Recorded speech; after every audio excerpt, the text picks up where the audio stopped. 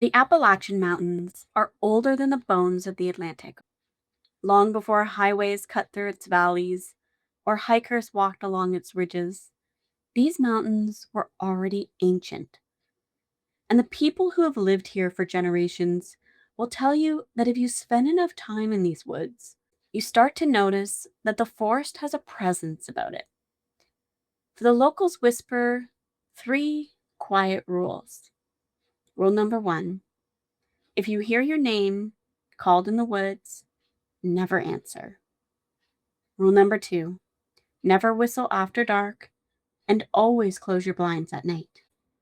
And rule number three: never enter the woods alone after dark because the woods are always watching. And if you think you hear something or think you see something, no, you didn't.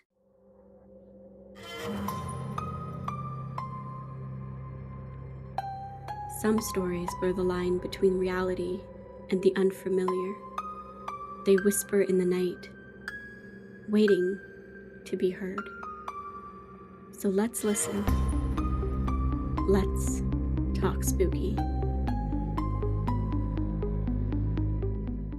Welcome back, spooky souls, to part 2 of our Appalachian series.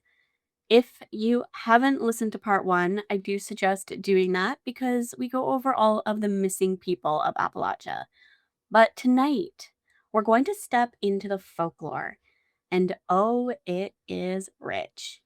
We are exploring the creatures and the things that move just beyond the tree line.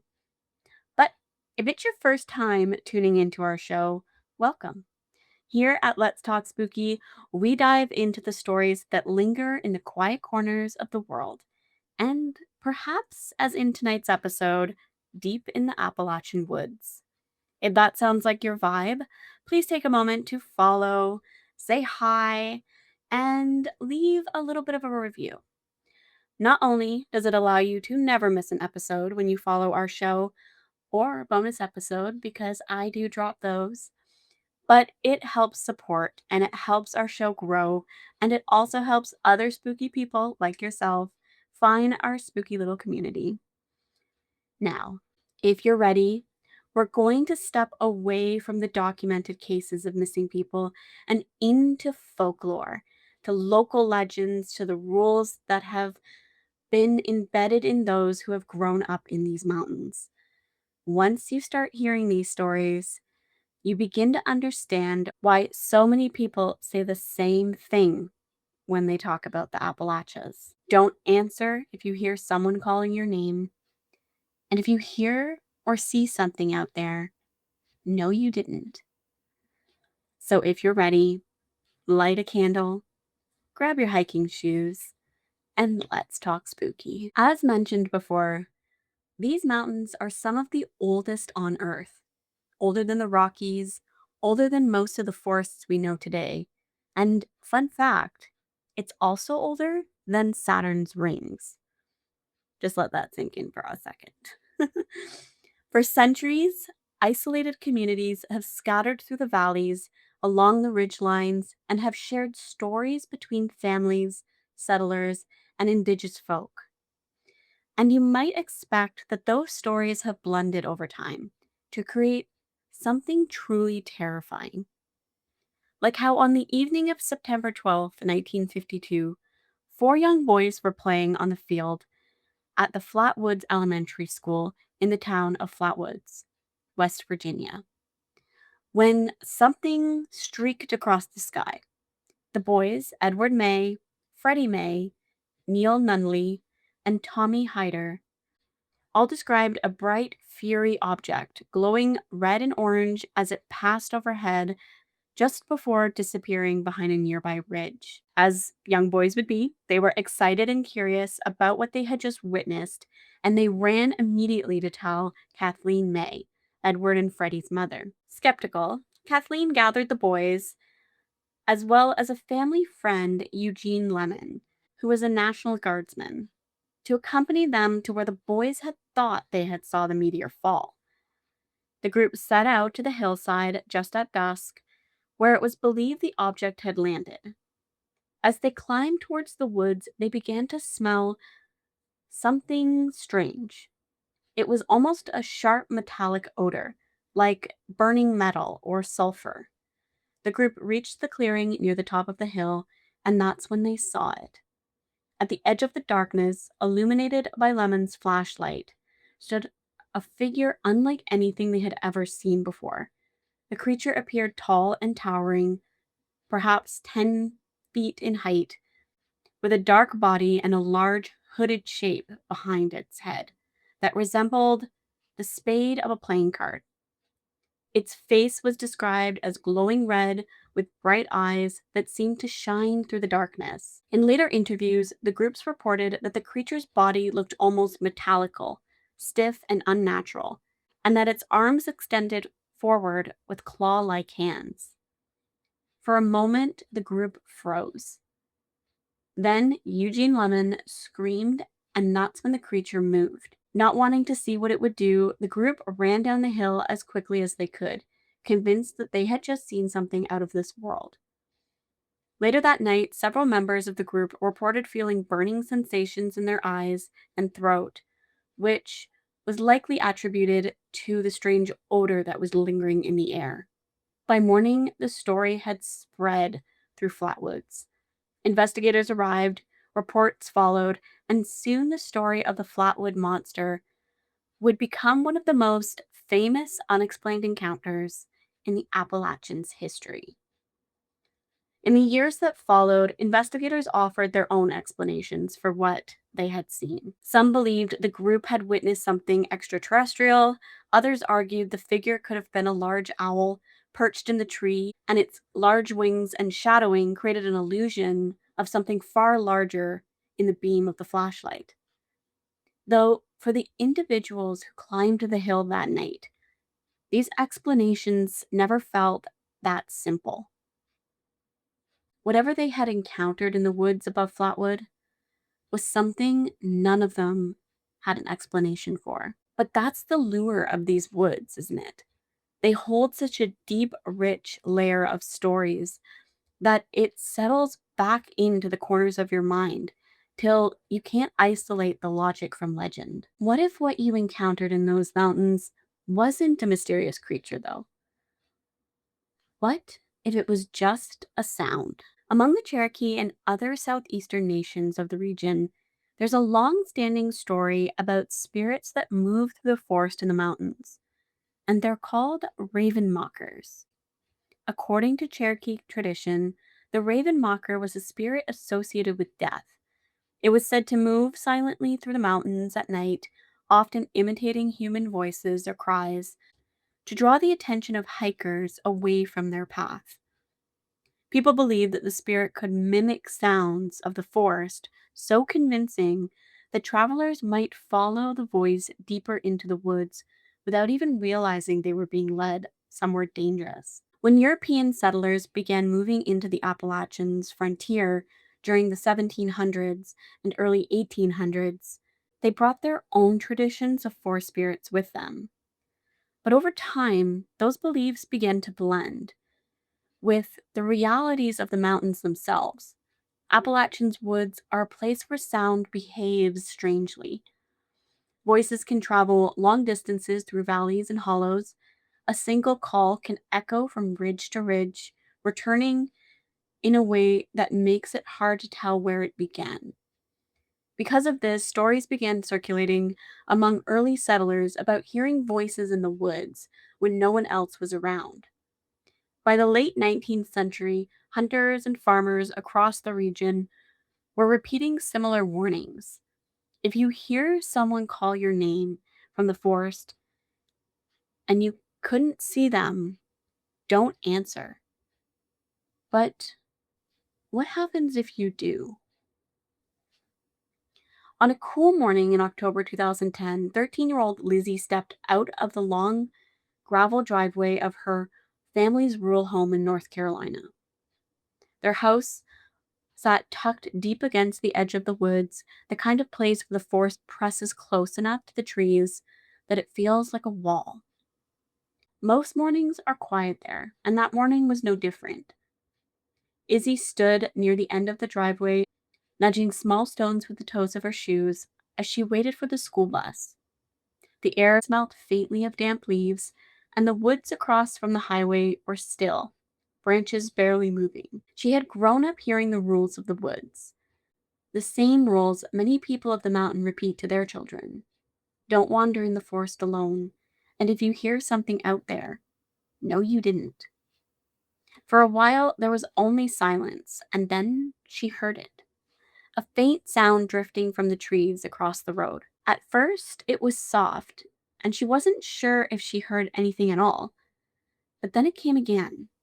It was a small whining noise, like a puppy somewhere in the bush. Izzy looked towards the tree line. It sounded close, close enough that she wondered if somebody nearby had lost a dog during the night. Against her better judgment, she stepped across the road towards the woods, and as soon as she reached the first tree line, the sound shifted. It wasn't louder, it was just further. She took a few more steps into the woods, and behind her she could still see the gravel driveway and the pale shape of her house through the branches.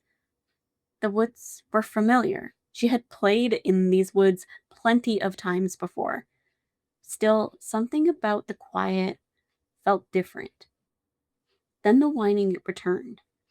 Izzy clicked her tongue softly, the way people do when they're calling small animals, and the forest still remained quiet. Then suddenly the sound moved. Not ahead of her this time, somewhere off to the side, and without warning, there was a rush through the leaves, quick and heavy, like something pushing through an underbrush, running at full speed directly towards her. Startled, Izzy turned and ran. She burst back through the tree line and onto the gravel road, her heart pounding as she reached the end of her driveway. And that's when she heard it. Her name, whispered ever so faintly. And it wasn't from one direction, but as if it surrounded her, as if the sound slipped out of the trees and into the air itself. But she knew better. She didn't look back. The school bus was just pulling up to the road, and she ran as fast as she could towards it, climbing the steps quickly as she could. When she slid into her seat by the window, she finally gained the courage to look towards the woods again. But the trees stood exactly the way they had always, still, quiet. But for a moment, Izzy had a strange feeling that something just inside the tree line was looking back at her. People who have lived along the mountain range often described these encounters as mimics, something in the forest that imitates human voices or familiar sounds, but the idea itself is far older than the word. Across the Appalachian Mountains, there's a warning that people repeat quietly as a kind of rule. It doesn't appear in guidebooks, but it seems to be passed easily from generation to generation. If you hear something calling your name in the woods, no, you didn't. The warning appears in stories told by hunters, hikers, families who lived near the forest. Most of these stories begin the same way. Someone alone, near the tree line, hears a strange sound from the woods. It could be a voice that seems almost familiar. It could be the voice of a loved one. It could be a scream for help. Or it could be the sound of a baby crying. People who describe these encounters often say the voice sounds human at first, but only at first. In some of the stories, the sound repeats a single word again and again, a name, a whistle, a short phrase, as though something is testing the sounds. In others, the voice simply echoes back whatever someone has said within the woods. Hunters have long told stories about whistling on the ridge and hearing the whistle return from somewhere deeper in the forest. But it's not an echo. It's as if something was trying to copy the sound and send it back. Campers have described hearing footsteps in the leaves just beyond the reach of their flashlight, slow and careful. And occasionally someone claims they hear their own name spoken from somewhere among the trees. Stories like these have circulated the Appalachians for well over centuries. Early settlers in the region wrote about strange sounds traveling from the mountains, voices that seemed to drift across the valley, or more through the trees in ways that were just difficult to explain. Part of this can be attributed to geography. The mountains themselves have an interesting geographical technique that allows sound to carry through the deep hollows and across ridges. Voices from far away can appear more close, and echoes can be returned a little stranger than they had been projected. But even with this explanation, many people in the region have always treated this phenomenon with a certain caution. Older hunters sometimes tell younger ones that if the forest starts to sound too human, it's time to leave. And that advice has turned into a quiet piece of Appalachian folklore. Never follow voices you can't see. Never whistle into the woods at night. And if you hear something answer you back, pretend you didn't hear it, because acknowledging it allows access to you. Deeper in the Appalachian Mountains, there is another story that has circulated for generations, one that people tend to speak about a little more cautiously. And it's a story about something that moves through the forest, something that watches just at the edge of the trees. And in different parts of Appalachia, it's called different things. But the name that is most often repeated is the Wampus Cat. Descriptions vary depending on where the story is told. Some say the Wampus Cat looks like a large mountain lion, larger than any cougar known to the area, but still a similar look. Others describe it as something much stranger, a creature with the body of a cat, glowing red eyes that seem to reflect the light even in complete darkness. Stories often begin the same way: someone walking along rural roads late at night, a hunter sitting quietly on the ridge, or a farmer stepping out to check their livestock after hearing something move in the distance. At first, they think they're looking at an ordinary animal standing at the edge of the woods. But then the creature moves, and something about the way it moves doesn't feel natural. Witnesses often say the eyes are the first thing that they notice. Two bright points of light from the darkness that are unmoving and sometimes appear higher off the ground than they should. In some stories, the creature simply watches before disappearing back into the forest. In others, it will circle the property late at night, leaving tracks that don't quite match those of any other animal. The legend itself is believed to trace back to older Cherokee stories from the southeastern mountains.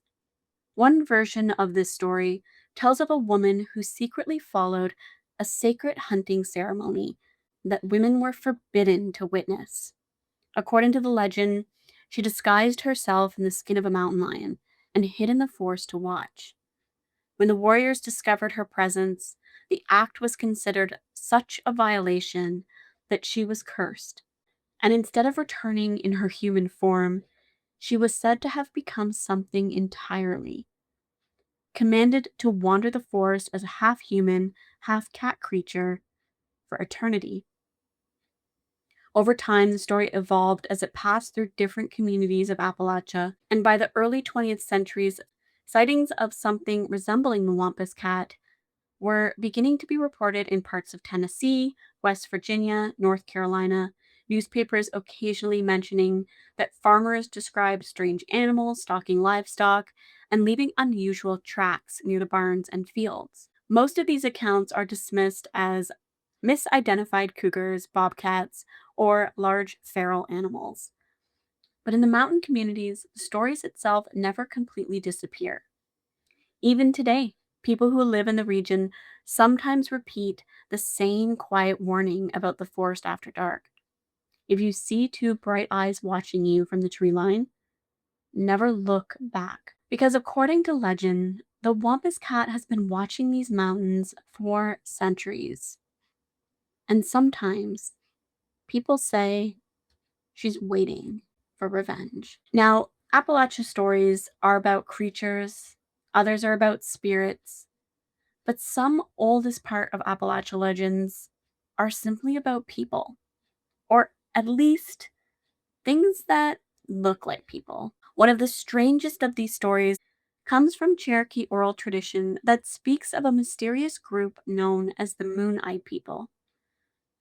According to accounts recorded by early historians and naturalists in the 18th century, the Cherokee described a type of people who had lived in the mountains before them.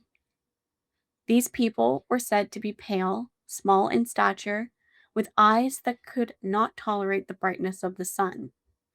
They moved comfortably at night, but daylight made them nearly helpless.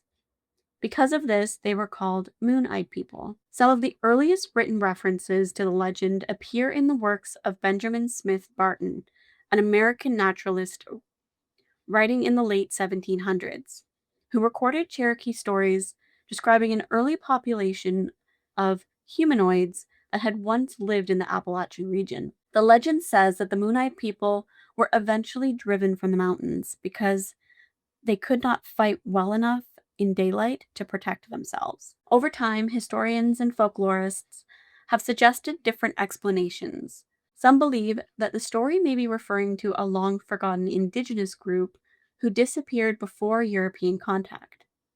Others have suggested that it could have been an early encounter with pale skinned explorers who wandered into the mountains centuries before settlers did. But in the hills of western North Carolina and northern Georgia, the stories never completely disappear. Some locals still point at strange stone ruins scattered through the forest and quietly repeat the same old idea that these structures were built by people who preferred the cover of night. But the Moon Eyed people are only one of many strange traditions of humanoids or people who have lived in the Appalachians. There are also stories about witches, and not the witches of the fairy tales that we hear with pointed hats and broomsticks and cauldrons full of bubbling potions. Appalachian witches tend to appear in stories much more quietly. Often they're described as simple people who know things that others don't, people who understand herbs and remedies and charms and the old ways of traditions passed down through generations of mountain families. In many of the communities, these individuals are known as granny women. Some are respected healers who have used plant knowledge and folk medicine to treat illnesses in remote mountain towns when doctors were scarce or unavailable. But not every story about these granny women were so gentle. Some tales describe individuals who could pass on curses, cause livestock to fall sick, and send misfortune towards someone who had crossed them. Whether those stories were warnings, misunderstandings, or fragments of older traditions, it's difficult to say. But they left their mark on the Appalachian culture. And one lingering belief involves a wandering spirit known as hyants, which are said to move through the mountain at night. It's one of the reasons many old Appalachian homes were painted in a pale blue color known as hyant blue, especially along the porch ceiling or window frames, because the color was believed to confuse the spirits and prevent them from entering the home. Even today, that pale blue paint can still be found on homes across the southeastern mountains. And woven between those traditions is a quieter, stranger story. Stories that don't describe a specific creature or spirit at all. Some Appalachian sayings refer to it simply called Bugjum. The Bujum isn't clearly defined. It appears more often as a phrase than a creature itself, and sometimes it's mentioned half seriously in rural storytellings. People might say they felt something moving through the woods nearby, branches snapping in the distance, footsteps maybe keeping pace along the trails just out of sight. When someone turns to look, there's nothing there. And sometimes an older residents will laugh and say, ah, it's a bujum after you. But like many Appalachian expressions, the humor often sits at the top of something much older. A quiet recognition that the forest of the mountains can feel alive in ways that many others cannot. which may be why so many Appalachian stories share a similar tone.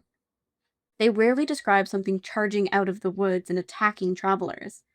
Instead, the stories speak of things that move quietly through the trees, things that appear briefly at the edge of sight, and things that might have been there long before anyone started writing these stories down. And according to the people who grew up in these mountains, some of these stories never really went away. Our final creature of Appalachia is one known as the Spearfinger.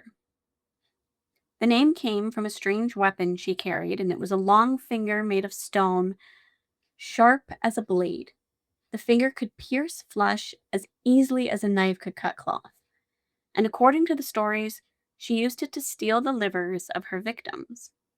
Spearfinger was not described as a wild creature stalking the woods. She was something far more unsettling. She could look just like a person. The legend says she often appears as an old woman wandering through the mountain range. Sometimes she'll approach children who are playing at the edge of the village. Other times she would walk along the forest path where hunters would travel alone. She spoke gently, she moved slowly, and she knew how to make people trust her. But there are signs. Her skin is said to be stone-like, cold to the touch, and when she speaks, her voice carries a strange, hollow sound, as if it's echoing from somewhere deep in her chest. Because according to Cherokee stories, that's where she keeps the livers she has taken. The Cherokee believed that Spearfinger lived high in the mountains and often near rocky cliff edges and deep forest terrain. She's said to move quietly through the wilderness, sometimes watching villages far from a distance for weeks or months before approaching. Eventually, the people learned how to defeat her, though. The story said that a warrior discovered her weakness, her heart, hidden somewhere inside her body. They surrounded her and began to shout that they knew exactly where her heart was hidden. And at first, she ignored them. But Spearfinger was clever and suspicious. She demanded to know what they thought they knew. And the warriors continued shouting different guesses, each one wrong on purpose. Finally, in her frustration, she cried out the truth herself. "You'll never find it. My heart is hidden in my right hand, you stupid fools."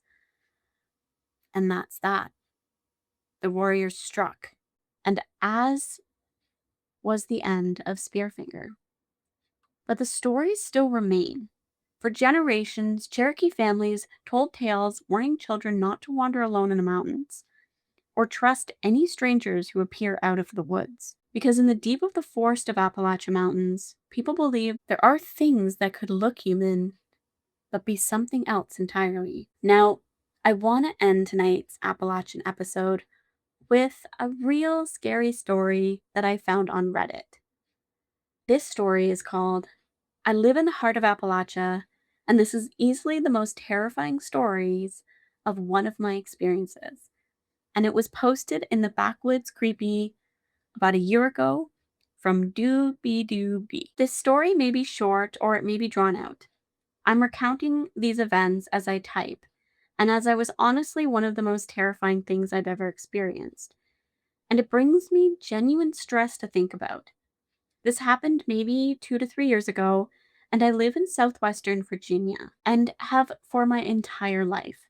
The woods and the mountains surrounding every direction you look, and at night there's a darkness you can only dream unless you've experienced it.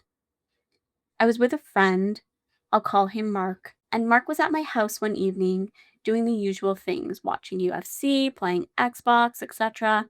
And it was extremely late when we finally got bored and decided to go for a walk on the nearby trail to smoke a joint. This was not a particularly long trail, but it was very dense and wooded. It was easy to get freaked out when you're thinking of your surroundings.